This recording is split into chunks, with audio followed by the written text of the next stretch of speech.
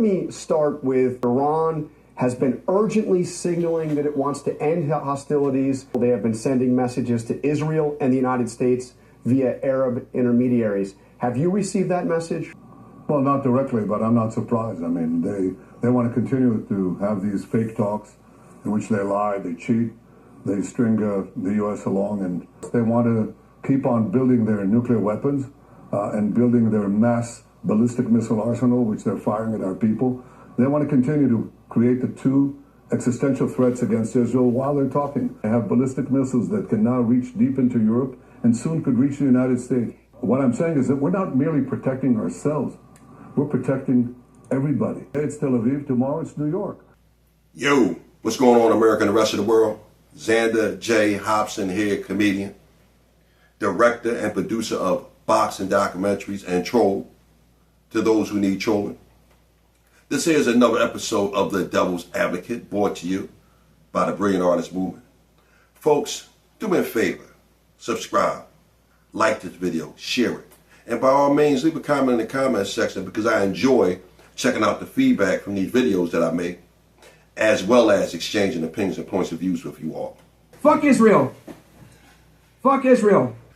So anyway, ladies and gentlemen, unless you've been high for the past week, you know that Israel launched a preemptive strike against Iran. Israel taking out Iran's military assets as well as trying to thwart its nuclear capabilities. Now, I want to say this before we dive too deep into this. Whenever you hear the phrase preemptive strike, you should know that some type of agenda is being pushed, and the propaganda that's being put out there is they're trying to make wrong right in favor of Israel. Now, let me say this. When Israel launched that strike, a preemptive one, against Iran, that was equivalent to those terrorists flying those planes into the World Trade Center in 2001. That was equivalent to the Japanese attacking Pearl Harbor, I believe it was 1941. A preemptive strike is a sucker punch. And we all know, in the world of fighting fair, a sucker punch is wrong all the way across the board. In fact, if you were to get into a fight with someone and the judge was to haul both parties into the courtroom, the first thing the judge would ask is, who threw the first punch? Nowadays, when I hear anything Israel or Middle East related, I'm automatically interested in the opinions and points of views of one Myron Gaines. Fuck Israel. Fuck Israel. Wow, Myron. Why don't you tell us how you really feel? But anyway, guys, welcome to the stream. Literally, a war was just started yesterday. Trending topic. And, we are on the verge of a potential nuclear fallout here. Israel launched a preemptive attack against Iran yesterday, where they bombed several strategic locations to include nuclear facilities and assassinated Iranian officials.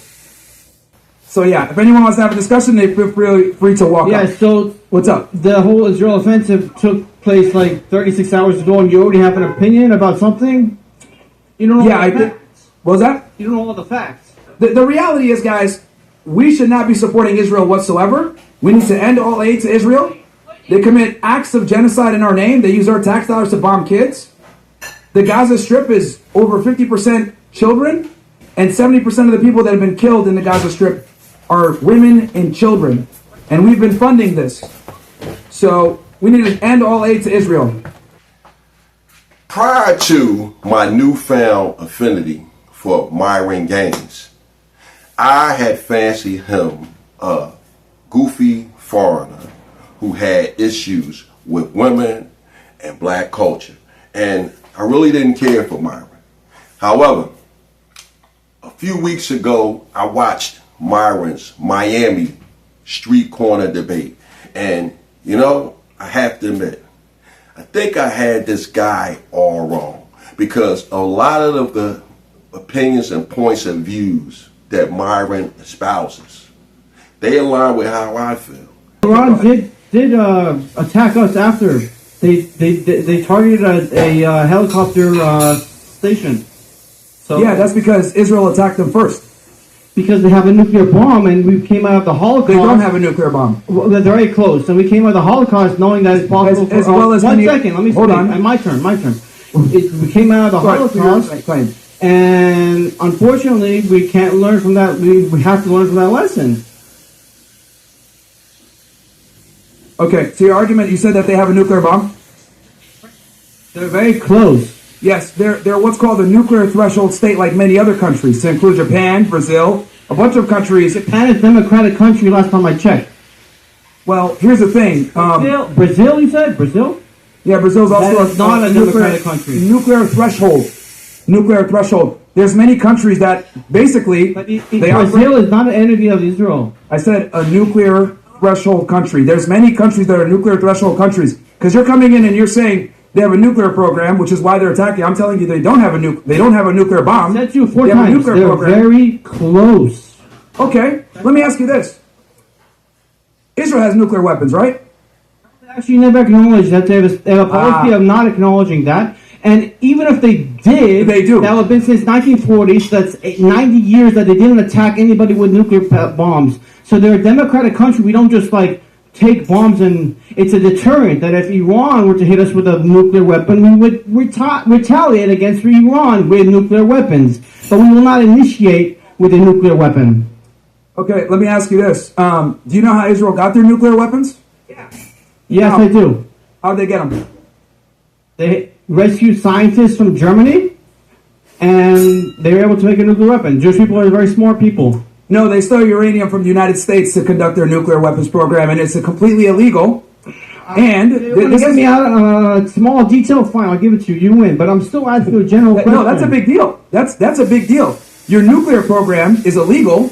You stole technology from the United States to manufacture it. Is the United and then on States, top is of the that, United States nuclear program illegal? we abide by the IAEA. Israel does not. That is why you guys don't acknowledge your nuclear program, because if you did, you would have to lose all the foreign aid that we give you that's been in law since the 1970s under the Carter administration. I'll give you the dark history of Israel. The reality is they don't want Iran to have a nuclear program, a civilian one at that, when they have an illegal nuclear program, which they stole the supplies from the United States to get, and then on top of that, they have threatened nuclear war on multiple occasions, like the Yom Kippur War in the 1970s. Israel has an illegal nuclear program. This is why they can't acknowledge it. So for them to sit there and say Iran can have a civilian nuclear program while they have an illegal weapons-grade nuclear program is the highest level of irony. I think he meant to say hypocrisy. But nevertheless, at the end of the day, I have to admit, Myron is quite knowledgeable when it comes to the history of Israel and the politics of Israel and America. And I'm impressed. History has always been one of my favorite subjects. Events and dates was always pretty easy to me. But I don't mind telling you, after watching Myron's most recent broadcast, I have to confess, I have learned a thing or two. JFK, I saw you going over the documents and whatnot. They haven't released anything else about that, have they? JFK? Yeah, about all that, right? Well, I think the stuff that, we've been talking about for a long time finally came out, showing that what they've been redacting all these years was the fact that Israeli intelligence was involved in the assassination. Wait, so I know it was part of the denuclear program that Kennedy was trying to run? Yes. Wait, but I always thought it was kind of in part with the CIA too, right? Because it was kind of them both, wasn't it? Yeah, so I think it's important to note, right, that there were multiple entities that wanted John F. Kennedy gone. The three main entities were the CIA, organized crime, the mafia, as well as the Italian mafia and the Jewish mafia, as well as the Israeli intelligence services. Those are the three components that wanted him gone. So, and all of them had a role in the assassination. But the thing that's important is that in American media, we've conveniently left out the Israeli angle for a very long time.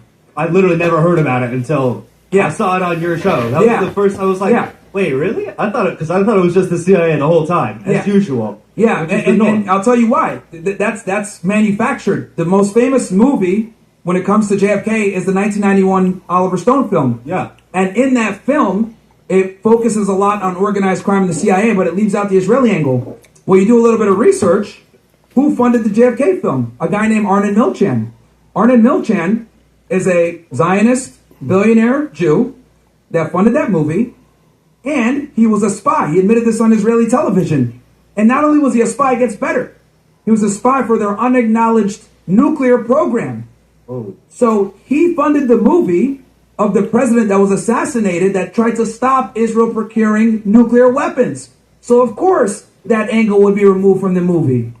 And when people really find this out, connect the dots, they're like, holy crap. That is kind of wild. It's all just some fucking crazy loop. And this is all factual. You can look it up. 1991, JFK, Oliver Stone, who funded it? Arnon Milchan. He said on Israeli TV, I was a spy for their nuclear program to make sure it stayed unacknowledged. And he was in Hollywood filming all these movies. And the one movie that covered the president that tried to stop nuclear proliferation, conveniently Israeli angle left out. Case in point.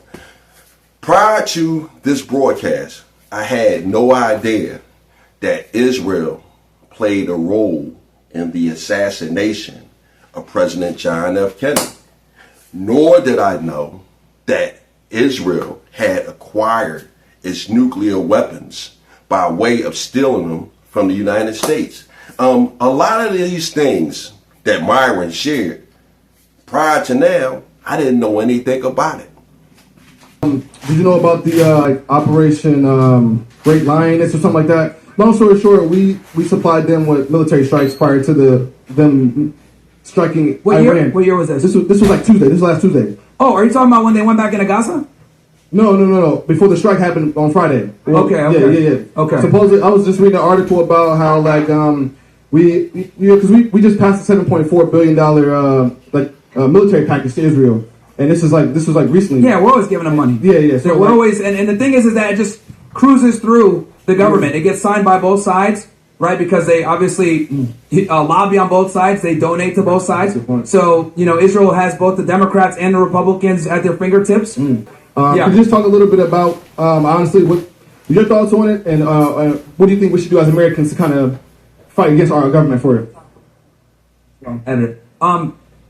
So I think we need to stay out of it.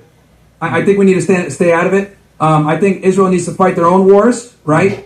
And they need to defend themselves, as they always claim. Because I think at this point, it costs us a lot of money, hurts us diplomatically, severs other relationships. The entire international community pretty much condemns Israel. Right. And I think us being tied to them as intimately as we are hurts our credibility.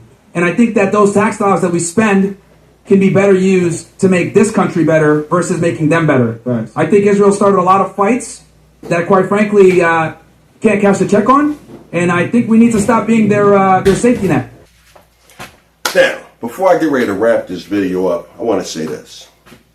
I don't have an issue with Israel. I don't have an issue with Iran. My whole stick is African Americans and black people around the world and how all of this stuff affects black people. That's my angle. And I will even go as far as this. I wish that black people would stick together the way the Jews stick together. I mean, I'll sing that from the highest mountaintop. Black solidarity, and our example is the Jews. But I will say this. Israel is like America's recalcitrant and cantankerous little brother. Okay? We all know families where you might have a bunch of tough big brothers and these guys are tough as nails. But you know what? They're also pretty nice guys. But they have a younger sibling, either a brother or sister, that's always into something. And the only reason why this younger sibling is always cutting up is because they have these tough elder brothers or elder sisters.